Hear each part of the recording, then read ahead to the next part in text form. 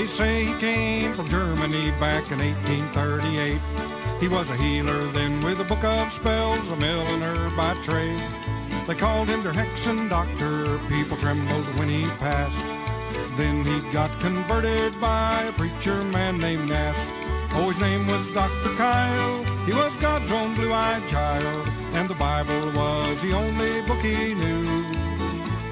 Put his vision to the test in the wild Missouri West. It was from this seed that the town of Bethel grew.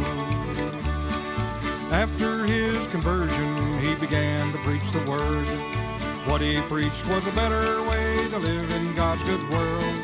Said that greed was sinful and money was a curse, and he thought man's needs could all be met if all would share the work. Oh, his name was Dr. Keil, he was God's own blue-eyed child, and the Bible was the only book he knew. Put his vision to the test in the wild Missouri West. It was from this seed that the town of Bethel grew.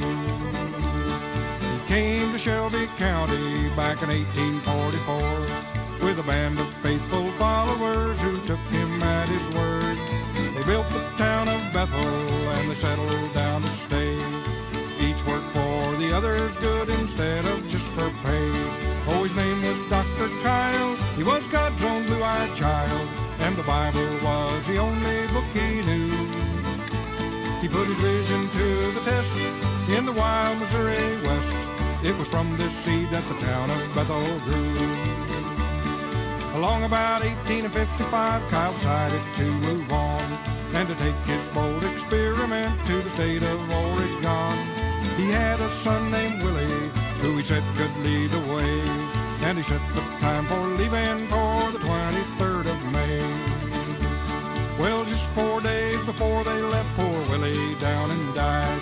But Dr. Keil had vowed his son would journey at his side. So he put him in a lead-lined box, preserved in alcohol. And when the time to leave came round, Willie led them all. That trip across the western plains was the strangest ever known. 250 faithful followed Keil and his dead son. Along the way they sang a song Keil wrote to vent his grief. Das Grab ist die still they sang, but our home at last we'll reach.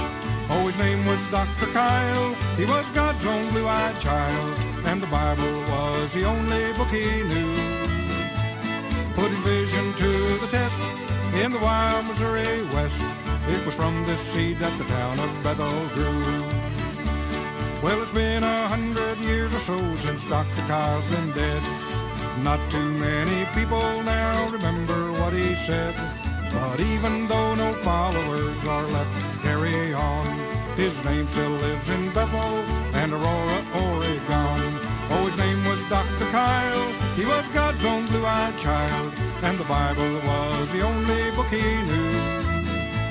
Put his vision to the test in the wild Missouri West. It was from this seed that the town of Bethel grew. It was from this seed that the town of Bethel grew.